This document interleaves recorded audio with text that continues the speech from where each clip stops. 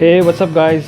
Today what I'm gonna do is actually my buddy's 40th birthday is coming, so I just thought to give him a surprise. So I have ordered a medium-sized t-shirt, and basically I'm gonna build a custom t-shirt for him. And I ordered this Clorox bleach pen from Amazon.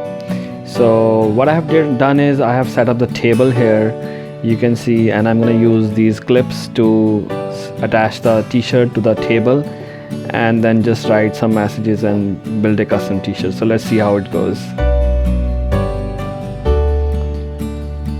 Alright, I'm starting at the back of it.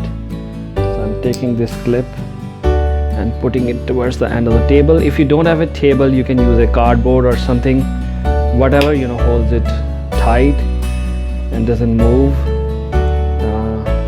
I have put the clips on the both sides.